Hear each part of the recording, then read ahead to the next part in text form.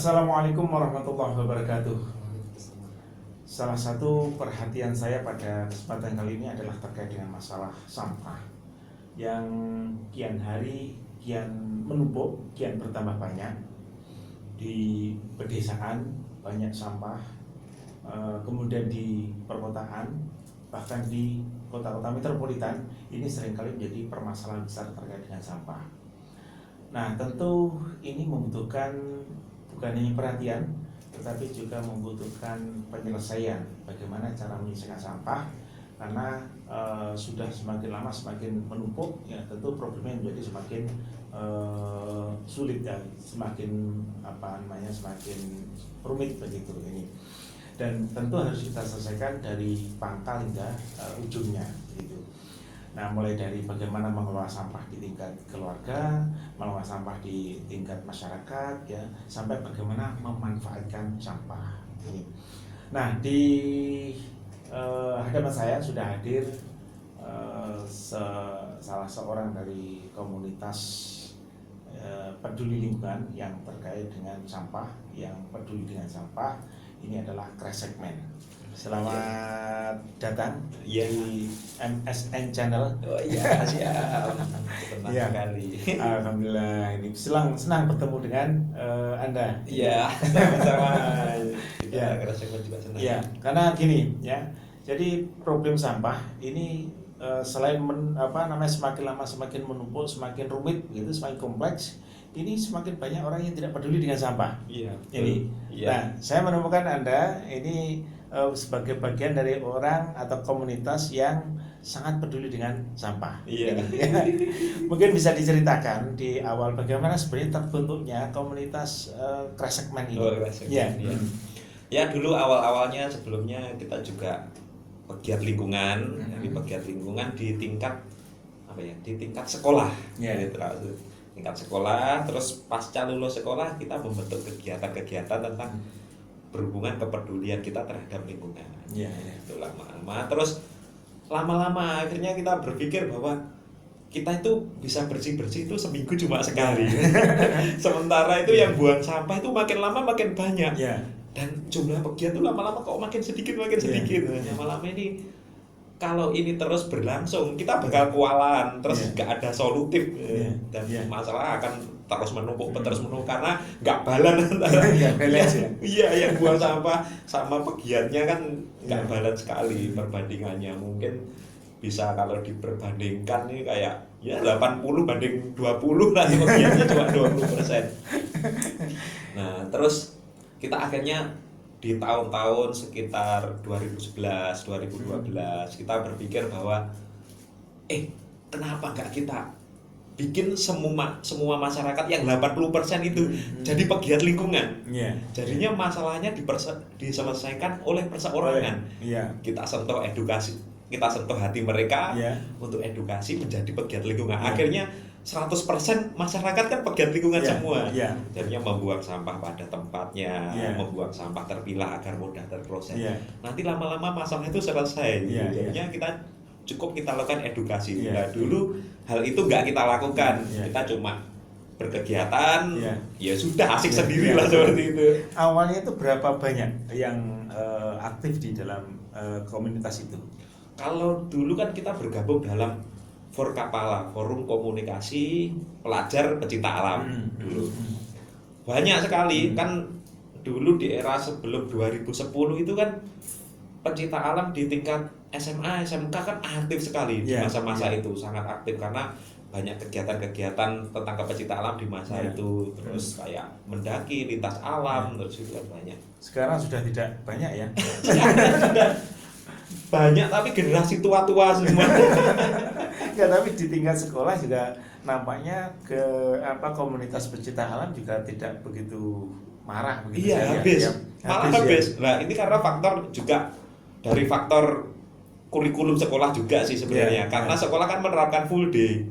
Nah, dulu kalau kita kan pulang sekolah kan masih siang jam 12, jam 1. Nah, akhirnya kita kegiatan ekstra biasanya dimulai 2:30 sampai jam 5. Jadi ini masih memungkinkan. Kalau sekarang ya bener Sabtu Minggu libur, tapi kan anak sudah capek. Sampai sore, akhirnya ya hilang semua, hampir mungkin yang hidup itu cuma di satu SMK cuma itu Pak. Sekarang masih. Waktu itu awal-awal membersihkan lingkungan itu di mana? Ya di lingkup kota-kota sini juga. Kota-kota ya. Kota-kota sini, terus kita juga mungkin di gunung. Tadinya di gunung kita bawa kantong kresek, nanti di sepanjang jalan kita punguti gitu untuk kemudian dibuang di tempat sampah. Iya, kita bawa turun.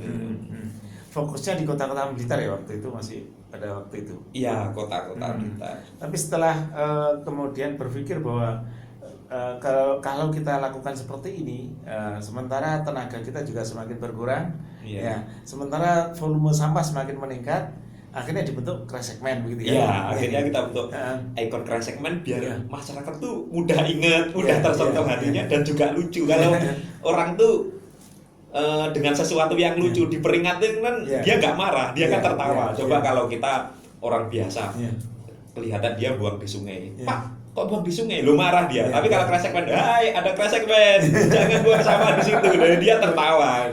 Akhirnya terus dia juga ingat. Kemudian untuk kostum ya, itu ada inspirasi dari mana itu? Bikin topi dari kresek itu kemudian seperti Spiderman ya.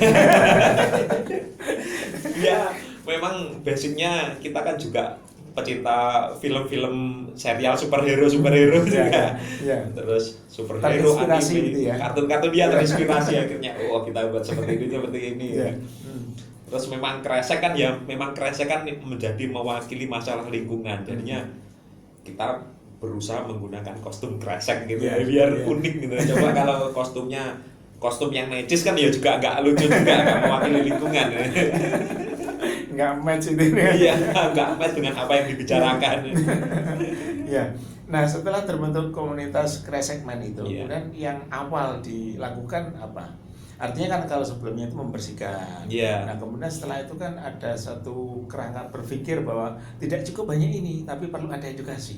Nah, apa langkah awal dari edukasi yang dilakukan oleh komunitas Kresekmen ini? Kalau langkah awalnya sebenarnya sama basicnya, cuma ditambahi kita pas bersih sungai kita pakai kostum Kresekmen. Gitu ya. Jadinya orang-orang kan lihat, oh apa itu. Terus nanti kalau ada orang yang menonton, ada orang yang lewat ketika dalam kita bersih sungai, kita kasih kayak pamflet atau kalau dulu stiker lah biar ditempel stiker berisi tentang edukasi cinta lingkungan yang tokoh utamanya adalah Kresekmen. Iya gitu. Setelah itu, artinya setelah terbentuk Kresekmen kan juga masih melakukan bersih lingkungan. Itu skopnya semakin luas atau masih tetap di kawasan Blitar gitu?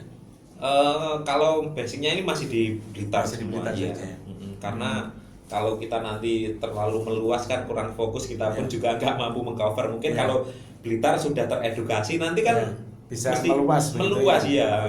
Bisa mengambil sampling kota-kota di luarnya. Oh, Blitar itu bisa itu karena ini ya gitu. Nanti kita bisa meluas. Nah, posnya di mana posnya untuk segmen ini? Apa kok Kresekmen ini?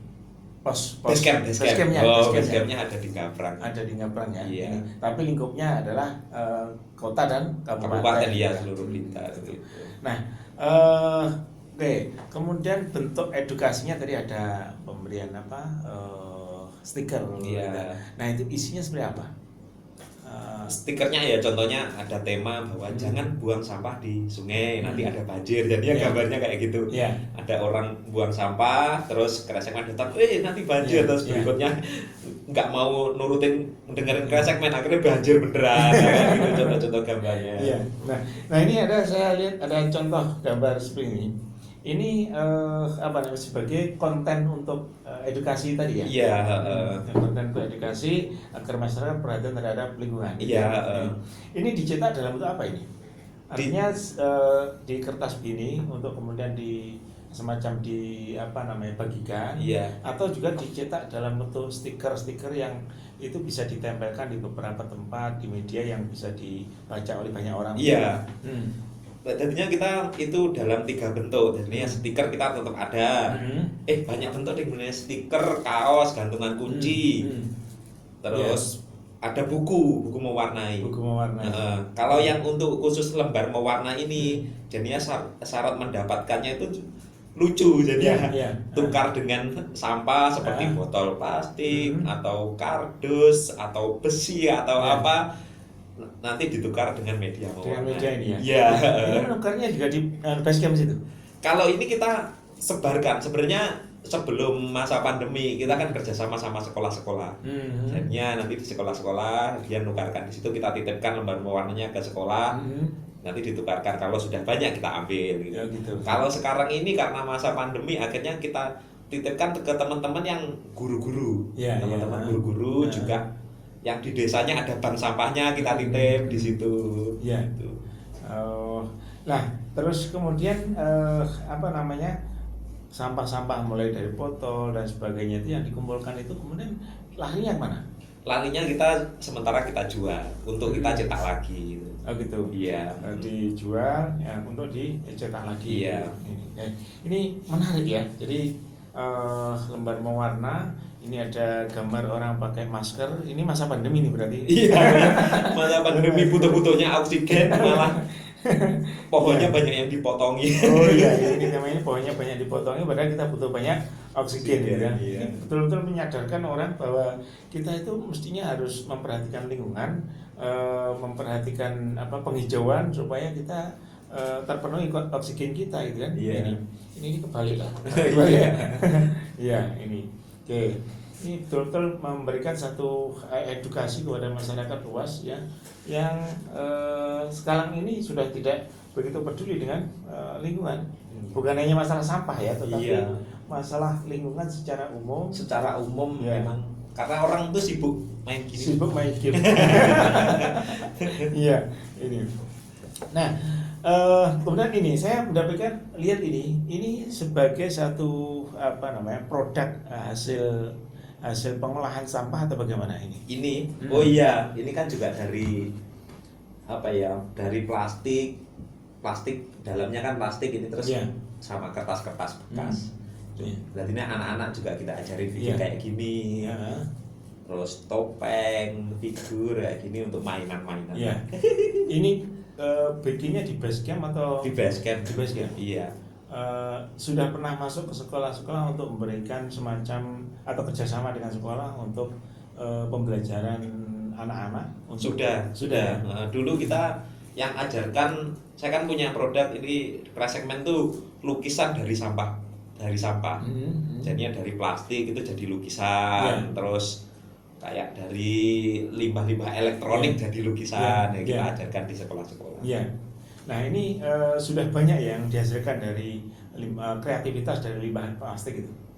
Banyak sekali ya, banyak sekali. Kemarin juga dapat apresiasi dari Kementerian Lingkungan Hidup dari proses pembuatan kerajinan gitu. Iya, lukisan dari sampah plastik itu. Tahun berapa itu? Untuk 2020 kalau nggak salah. 2020. Iya. Luar biasa ini. Ya. Terus kemudian hasil kreativitas tadi ini kemudian dilarikan kemana? Artinya di situ kan ada kreativitas dalam mengolah sampah gitu kan, yang kemudian diajarkan kepada anak-anak. Kalau itu bisa bisa masif, hasilnya bisa banyak, kan ini bisa menjadi sumber ekonomi bagi banyak orang gitu, bukan hanya kita gitu. Betul. Memang pada akhirnya saya berpikir kayak gitu. Contoh pohon aja. Pohon menjadi sektor ekonomi. Pohon kan habis. Jadi kalau sampah jadi sektor ekonomi, sampah habis. Teori ini sederhana kayak gitu. Iya, kalau ada produksi terus-menerus, nanti kan kalau ada ini laku, produksinya laku. Kan penyerapannya terus-menerus, otomatis produksi terus-menerus.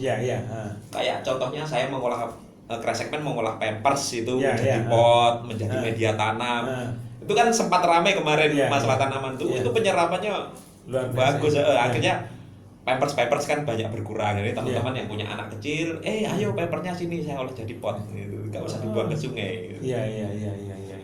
Nah ini sebenarnya menarik. Ini kalau ada di Basecamp itu ada banyak hasil karya itu. Nah ini bisa jadi semacam wisata edukasi. Iya. Itu sudah ada ya apa namanya kumpulan hasil-hasil kreativitas dari teman-teman di Basecamp gitu yang itu bisa dikunjungi oleh banyak orang. Iya ada, bisa. Sudah ada ya? Hanya ada bisa. Itu di anu juga di Basecamp. Iya di Basecamp. Iya. Iya iya. Yang lainnya ya sudah terjual. Terjual juga untuk mendanai kegiatan-kegiatan Kresekmen. Dan ini Kresekmen umpama mengadakan kegiatan atau apa ya dari hasil-hasil itu. Iya. Jadi ya dari lingkungan ya, untuk menyelesaikan masalah lingkungan. Ya. Mungkin untuk hasil kreativitas itu apa saja bentuknya, seperti ini kan apa namanya semacam mainan yang lucu bagi anak-anak kan bisa dijadikan sebagai apa namanya alat mainan gitu yang lucu dan tetapi juga menyelesaikan masalah lingkungan. Selain seperti ini apa saja yang sudah dihasilkan? Ya itu tadi lukisan dari limbah plastik, terus juga pot dari pampers, popok bayi, popok bayi, terus apalagi ya lukisan dari limbah elektronik, terus juga lukisan kolase juga dari plastik-plastik gitu, banyak, terus topeng, action figure banyak sekali. Nah ini saya kalau boleh apa namanya usul itu kan gini, itu ada semacam apa namanya woro-woro yang lebih masif begitu. Ada tempat edukasi lingkungan terkait dengan limbah plastik, yang itu nanti bisa dikunjungi oleh anak-anak SD, anak SMP dan sebagainya begitu kan? Harapannya begitu. Harapannya begitu ya. Tapi masih jalan ya. Ya merintis dulu. Ya merintis. Memang butuh waktu gitu. Butuh waktu. Bahkan ini kan kalau dihitung dari 2011 sekarang ini 2021 kan 10 tahun juga. Ya merintis kita dengan sumber daya kita yang enggak kuat-kuat banget. Sekarang berapa orang Kresekmen? Dengan ya cuma 4-5 orang aja. 4-5 orang ya. Ini. Tapi punya banyak mitra ya? Mitranya kita kan berharap semua tadi masyarakat yang 80% itu semua menjadi mitra Kresekmen, jiwa Kresekmen. Ya itu semua mitranya. Ya, enggak, satu misal kayak membuat begini ini apa dari Kresekmen sendiri atau ada kerjasama dengan teman-teman yang suka seni lukis begitu? Sementara ini kita kerjakan dulu Kresekmen. Nanti harapannya kita juga bisa menampung teman-teman yang punya bakat seni, bakat apa untuk media ini. Nah, harapannya ke depan juga bisa itu menjadi kayak di luar negeri jadi animasi gitu kan bagus. Tapi ini kalau saya melihat lumayan apa namanya, bukan hanya lumayan ya, sangat bagus. Kenapa? Karena ini ada bangkitnya monster sampah ya, episode berapa ini? Episode 1. Ini kan ini kan satu dari sisi gambarnya sudah sangat menarik. Padahal ini dari Kresekmen sendiri ya. Ya, ini menarik ya ini. Terus kemudian isinya juga sangat edukatif ya. Ini. Apalagi kalau ini bisa dikembangkan ke dalam ini ada lagi ya. Gambarnya yang sangat menarik. Gambarnya kolase alam pintar. Alam pintar. Nah, ini sudah di apa namanya? Istilahnya di digitalisasi atau belum? Kalau digital ini belum, kita masih sementara fisik gitu. Masih fisik. Karena ya timnya cuma itu aja, jadinya kita melangkah dari step ini sudah selesai, terbangun rapi, baru kita ke step berikutnya. Tapi ini masih ada ya semacam dokumen di komunitas ya? Enggak, ini kita sudah jual belikan. Oh, sudah jual belikan? Iya, ke sekolah-sekolah, ke anak-anak sudah. Alhamdulillah. Ya, episode 1, episode 2-nya habis. Bawa episode 1. Ini berarti dicetak di penerbitan begitu ya? Iya, kita cetak sendiri.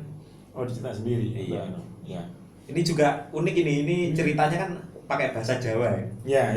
Biar anak-anak bisa bahasa Jawa. Nah, sekarang kan anak muda sekarang orang Jawa nggak bisa bahasa Jawa. Jadi bahasa Jawa saya bawahnya ada translate-nya bahasa Indonesia. Nah, memang jangankan anak-anak, yang tua-tua aja sudah banyak yang tidak bisa bahasa. Oke. Ya.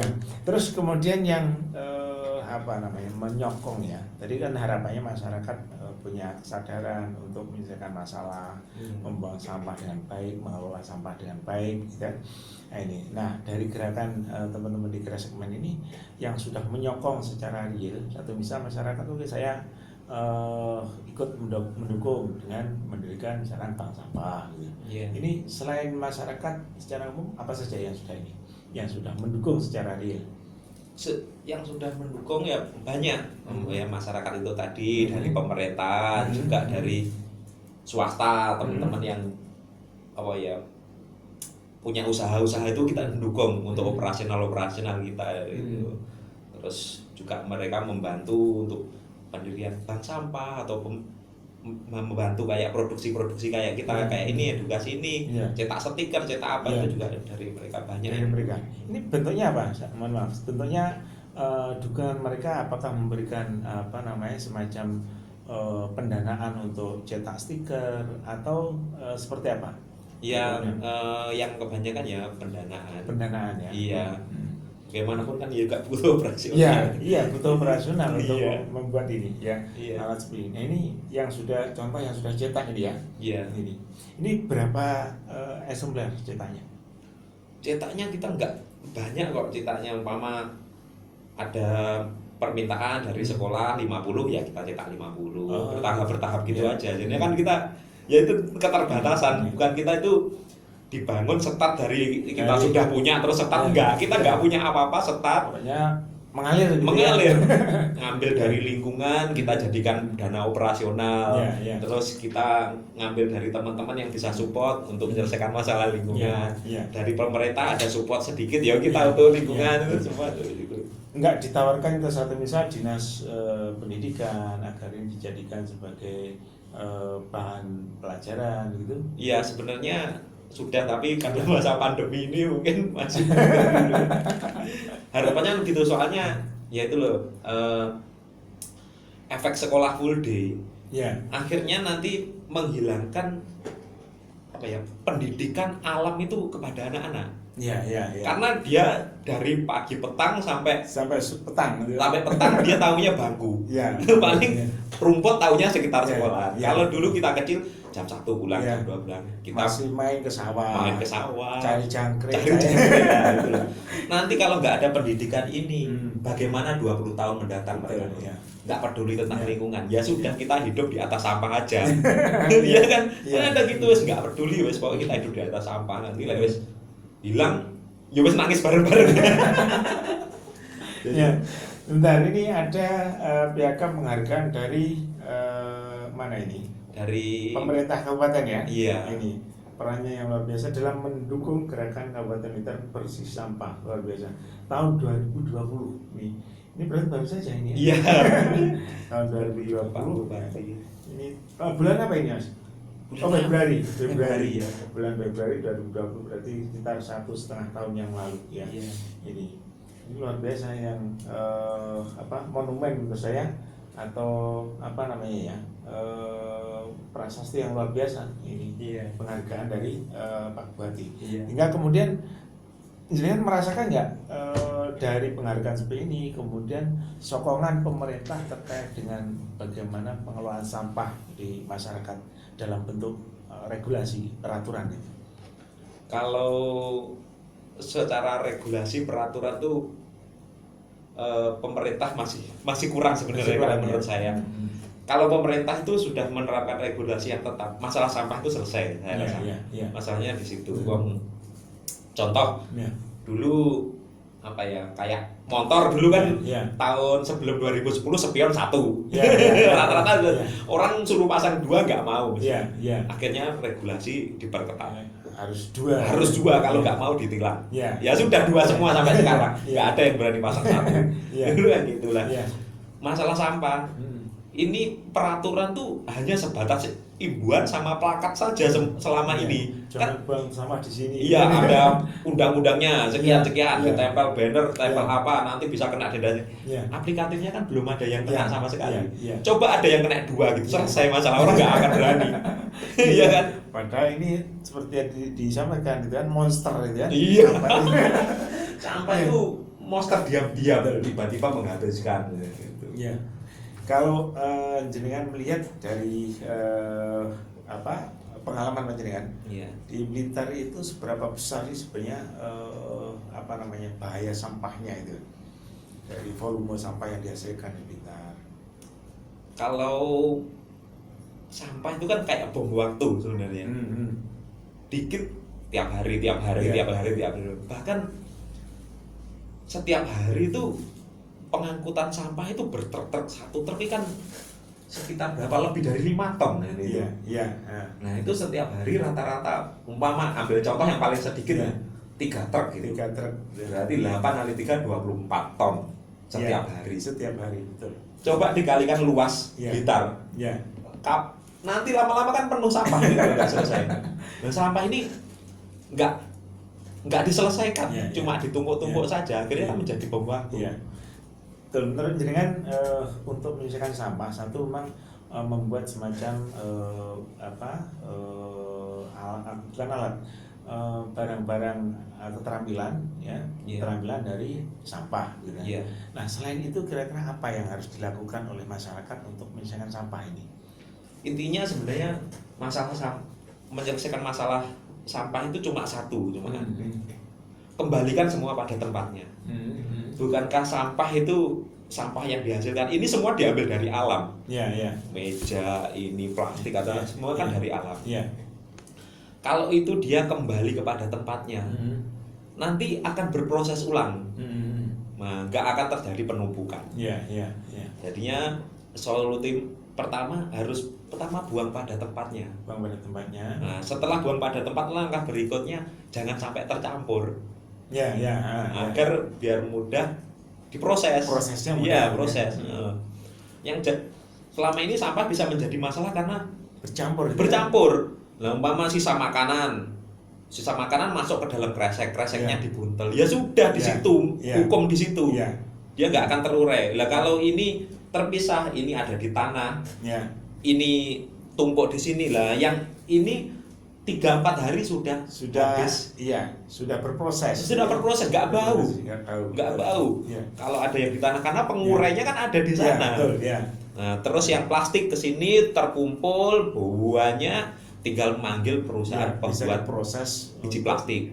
Ini loh, ada plastik numpuk, ambil. Bayar. Malah dapat uang. Betul. Iya kan? Ini. Nah, ini yang tidak terjadi ya. Kira-kira faktor mengapa kok terjadi pencampuran itu? Pertama, faktornya kebiasaan ya. Karena kenapa? Indonesia itu sangat luas. Kalau terlalu enak itu. Kalau dipikir-pikir, kenapa kok akhirnya Indonesia itu punya banyak kebiasaan buruk orang Indonesia. Karena orang Indonesia itu kaya dari lahir. Tanahnya luas. Kalau itu luas, buang situ-situ aja. Dulu nggak jadi masalah, rumah masih jarang-jarang. Sekarang rumah makin mepet-mepet, akhirnya jadi masalah kan? Merasakan nggak? Kalau coba contoh seperti Singapura, kecil. Kalau dia buang sampah seberang kan langsung merasakan efeknya. Kalau kita luas. Akhirnya buang situ. Jadi kesadaran masyarakat yang belum terbangun terkait dengan bahaya sampah tapi kebiasaan hidupnya tadi. Karena dari dulu nggak apa-apa, buang sana kan luas kita. Jalan masih banyak. Ada lagu itu kail dan batu jadi cukup kail dan jala. Kail dan jala cukup menghidupinya, saking makmurnya kita. Saking makmurnya, akhirnya santai. Ibarat, kalau diibaratkan tuh seperti katak dalam kuali yang dipanaskan. Jadinya dia hangat, berenang-renang. Tiba-tiba panas nggak terasa. Dia nggak sempat hilang. Kita kan kayak gitu. Kita nyampah aja sebarang nggak masalah, wilayah kita luas. Loh, tiba-tiba kok penuh. Di sini kok tiba-tiba cuaca nggak teratur. Tiba-tiba kok di sini nggak ada air. Tiba-tiba kok nggak, kita gatal-gatal mandi di sungai. Nah, tiba-tiba kan gitu, kayak tiba-tiba panas nggak bisa meloncat akhirnya. Padahal seharusnya sudah dirasakan jauh-jauh hari. Betul ya. Ini saya juga merasakan begitu. Saya punya artikel ini, saya melihat di antaranya betul kesadaran masyarakat untuk membuat mengelola sampah. Mengelola itu mulai dari memisah sampai juga membuangnya atau prosesnya. Saya sering melihat di pinggir sungai itu orang berhenti sejenak itu, melempar bungkusan ke sungai itu. Dan itu kan nggak bisa terurai di sana. Kalau di sana buang sisa makanan oke lah dimakan ikan, terus di situ bisa jadi pupuk, terurai. Tapi kalau buat kresek kan ya nggak mungkin bisa terurai lah. Itu nanti dampaknya sangat besar sekali. Dia akhirnya ke situ, terus kalau mengendap di situ, kalau bablas ke laut, akhirnya ke laut setelah proses hampir puluhan tahun kan dia terpecah akhirnya, pecah juga. Nah, pecah juga, ikan-ikan itu makannya kan nggak kayak kita, milih, di sendok ini yang nggak suka, ini yang suka kan nggak. Ikan tuh makannya kan gini, langsung Iya di air dengan menyedot air lah, itu kan masuk. Nah, masuk di ikan, akhirnya lama-lama kan menjadi bagian tubuhan ikan. Nah, menjadi bagian tubuh ikan diambil nelayan, kita makan. Berarti kita makan plastik. Iya, kan makin lama otak isinya makan sampah gitu. Tapi begini juga, di masyarakat kadang sudah terpisah-pisah. Iya. Kalau di kota itu kan sampah kan dikumpulkan oleh pengepul kan. Iya. Baik pengepul itu yang swasta, artinya tidak dibiayai oleh pemerintah, maupun orang yang memang petugas kebersihan dari pemerintah. Di masyarakat sudah dipilah-pilah, ini sampah organik, ini sampah anorganik, tapi begitu sampai ke tempat sampah dikumpulkan jadi satu. Ya itu loh masalah kita itu kadang-kadang. Jadinya kita sudah mengedukasi susah payah, masyarakat sudah mengikuti memilah. Lah sementara kita truknya cuma satu, akhirnya kecampur lagi. Berarti pemerintah juga harus lebih care terhadap pengelolaan sampah. Iya, harus nangkap semangatnya masyarakatnya sudah memilah sampah itu. Betul ini ya. Dan ini yang nampaknya belum dilakukan oleh pemerintah. Iya. Padahal tadi potensi ekonomi yang luar biasa ya. Iya luar biasa. Itu kalau coba contohnya sisa makanan saja. Sehari umpama dari 3 truk itu sampah organiknya 1 ton. Itu 1 ton saja sedikit. Dari 1 ton itu menjadi pupuk kering. Ibarat per sak itu berapa ya kalau pupuk itu kan cuma sedikit, paling 50 kilo lah. Nah itu 50 kilo, 1 ton dibagi 50 kilo berarti berapa sak gitu yang menghasilkan kan banyak. Nah itu kalau dijual kan katakanlah 50 kilo itu dijual misalkan 50.000. 50.000 per kilonya 1.000. Itu udah potensi ekonomi. Dan akhirnya petani beli itu organik, jadinya pupuknya nggak kimia lagi. Bukan kimia lagi. Ya, selesai masalahnya, cuma gitu tak sebenarnya sederhana ya. Oke. Baik, jadi ini menarik ya. Jadi saya merenung cukup lama terkait dengan masalah sampah itu. Dari awal sampai akhir itu namanya sama ya. Dengan pemikiran jaringan itu. Di awal masyarakat kurang kesadaran. Pada saat masyarakat punya kesadaran, pemerintahnya kurang begitu mensupport perangkat yang ada. Ini. Dan kemudian akhirnya pengolahannya pun juga tidak dilakukan dengan baik. Saya ingat tahun berapa itu ada letusan sampah di Bandung. Kalau nggak salah waktu itu di mana gitu, di daerah Bandung, Cimahi atau apa? Itu gunung sampah meledak sampai beberapa rumah itu.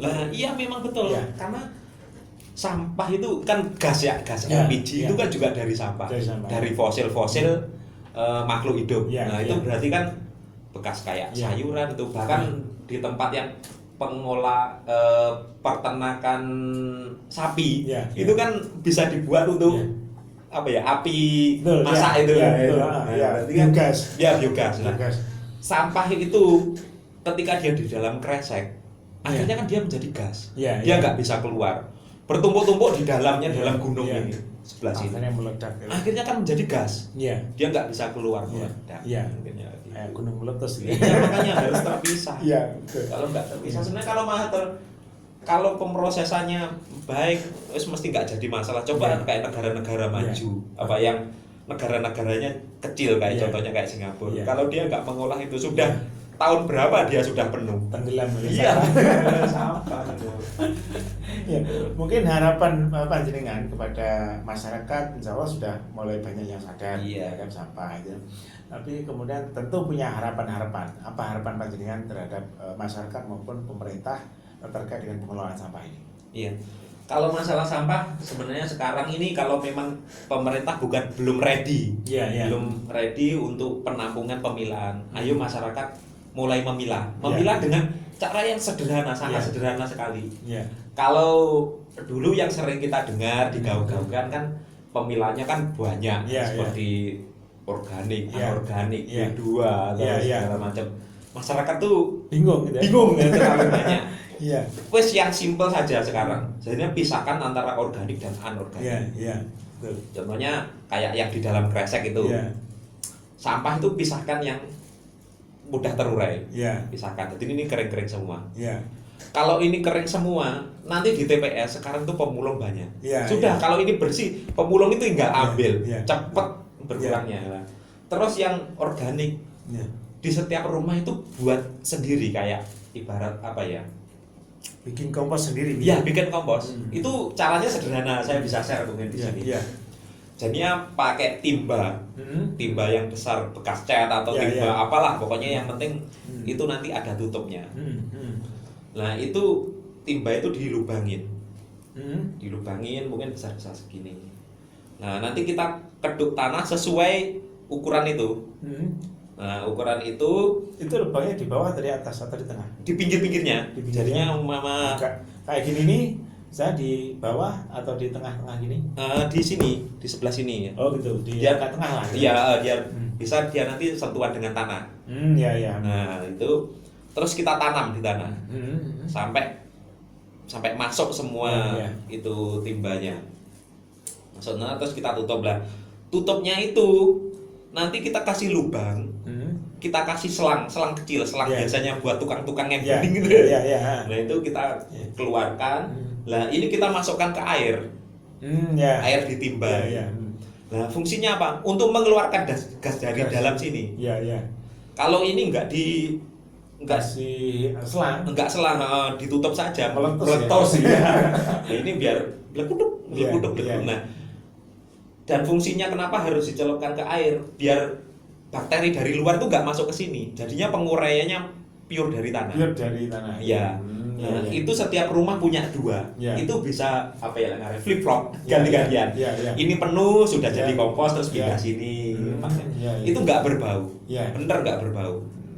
Dan itu untuk pupuk sangat bagus. Bagus. Nah itu nanti kalau sudah seminggu atau 2 minggu kita panen.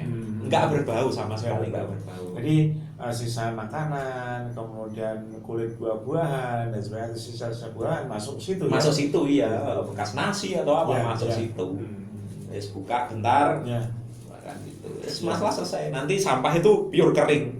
Walaupun nanti akhirnya di TPS kan biasanya kita sering penuh-penuh sampahnya, akhirnya kita nggak bisa buang. Kalau ini kering kan nggak menimbulkan lalat, nggak menimbulkan apa, nggak menimbulkan penyakit. Karena ini sudah terpilah.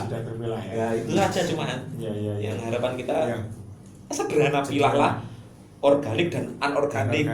Terus yang ini diproses dengan cara sesimpel itu. Diproses untuk membuat pupuk kompos. Pupuk kompos ya. Jadinya setiap hari kalau nggak mau untuk kompos ya nanti dari situ dikeruk dibuang saja kan sudah nggak berbau, sudah nggak apa, dibuang ke tanah malah subur. Alhamdulillah. Jadinya kalau yang anorganik itu bisa kita kumpulkan, bisa kita masukkan ke bank sampah, kita jual dan sebagainya. Kalau mau ke bank sampah juga masukkan bank sampah. Kalau nggak mau, kalau ini sudah kering, wes dibuang ke TPS nggak apa-apa. Nanti di TPS sudah ada pemulung yang ngambil baru bersih. Dan mereka akan mudah untuk mengambil itu. Dan itu juga media amal juga. Ada orang-orang yang wes bersih, orang semangat ngambilnya. Coba tercampur-campur. Males mungkin juga. Yang bagian permukaan yang keambil, tapi yang ke dalam kan nggak keambil. Nggak keambil, betul. Bukan karena mereka nggak mau ambil, tapi karena memang susah untuk mengambilnya. Iya, jadi bongkar terus bau atau segala macam. Betul. Kalau kering organiknya sudah hilang dari situ kan nggak ada timbul rasa bau. Betul. Wah itu kita pernah bersihin sungai yang tumpukannya itu sudah kayak gunung, mungkin tingginya berapa ya? 15 meter. Wah itu di mana itu? Itu di Sungai Selopuro. Selopuro kan ada jalan menurun terus ini ada kayak bekasnya apa ya, rel terowongan itu loh. Apa namanya? Tiang rel itu. Nah, itu kan turunnya kan ada 15 meter. Lah itu selama bertahun-tahun buat pembuangan sampah liar. Akhirnya penuh menimbulkan bau apa-apa. Wah, kita bersihkan tuh baunya luar biasa sampai kedalaman keberapa yang dikresek itu kreseknya masih utuh. Dibuka langsung tebel, wah pingsan itu loh, padahal wis bertahun-tahun. Kalau 15 meter di daerah sini ini mungkin kan sudah tahun keberapa ya, betul, itu masih utuh loh kalau di dalam. Iya. Jadi kita harus mengolah sampah dari awal ya supaya mudah mengelolanya. Iya, betul. Ya mungkin ada lagi yang bisa di soundingkan kepada pemirsa atau masyarakat secara umum yang bisa dilakukan apa terkait dengan mengolah sampah itu. Ya itu tadi, karena kita harus meyakinkan masyarakat juga bahwa masalah kebersihan, masalah sampah itu adalah untuk tujuan dan kepentingan mereka. Iya. Gitu. Saya dulu pernah punya kerja lah. Iya. Pernah kerja ikut sama orang Jepang. Iya. Dia bilang kayak gini. Umpama pembangunan itu adalah kendaraannya. Iya. Tapi kebersihan itu adalah bahan bakarnya. Iya. Nah, bahkan seluruh teknologi itu tuh harus mendukung kebersihan. Iya. Coba contohnya motor, di servis itu diapain? Kan cuma dibersihkan. Bersihkan, pasang lagi, motor enak lagi. Iya. Gitu loh. Kalau pemerintah sudah susah payah mendirikan pembangunan di tempat wisata, terus ngadakan kayak Blitar Jadul, karnaval, kan harapannya bisa akhirnya banyak masyarakat dari luar datang, bahkan turis-turis datang, masyarakatnya makmur gitu kan. Nah, kalau banyak yang datang otomatis ekonomi kan meningkat, uang datang yang banyak. Coba kan keren kalau orang beli cilok pakai dolar. Wih, cilok pakai dolar yang beli turis. Lihat karena turisnya lihat Blitar Jadul. Lah, apa nggak kaya orang-orang Blitar? Tapi harus bersih. Kalau kotor nggak mau. Dan orang luar negeri nggak mungkin dia jauh-jauh dari luar negeri cuma main ke mall, kan main ke pasar tradisional, cari yang unik ada yang spesial, cari cenil, cari pecel, gitu kan. Kalau ini kotor, nggak bersih, mereka nggak akan mau datang. Jadinya masyarakat ayo dukung kebersihan untuk kepentingan masyarakat sendiri biar ekonomi maju gitu. Baik, jadi pemirsa, ini cukup gayeng diskusi dengan resegmen terkait dengan pengelolaan sampah bagi masyarakat dan tentu juga semua pihak ya yang mestinya memiliki tanggung jawab terhadap pengelolaan sampah supaya sampah ini tidak menjadi masalah bagi masyarakat ini. Dan kemudian selain tidak menjadi masalah, bahkan bisa menjadi sumber pendapatan atau sumber ekonomi bagi masyarakat maupun pemerintah. Tinggal satu tadi menurut Resmen adalah bagaimana masyarakat itu sadar untuk mengelola sampah secara sederhana, mulai dari memilah sampah anorganik dan yang organik dipilah-pilah secara baik supaya bisa dikelola dengan baik. Kemudian juga direspon oleh pemerintah untuk memberikan fasilitas supaya pengelolaan sampah itu bisa berjalan secara maksimal. Itu kira-kira yang paling penting bagi kita untuk mengatasi sampah ya, sebagai bagian dari upaya kita untuk mengelola lingkungan, menjaga lingkungan kita agar tetap bersih ya. Baik, kira-kira demikian pemirsa. Saya akhiri. Terima kasih Resmen. Mudah-mudahan tetap semangat. Siap. Dan semakin banyak orang yang tersentuh untuk mendukung kegiatan Resegmen, dan yang paling penting adalah mengelola sampah dengan baik dan benar. Baik, dari saya cukup sekian. Assalamualaikum warahmatullahi wabarakatuh. Waalaikumsalam warahmatullahi wabarakatuh.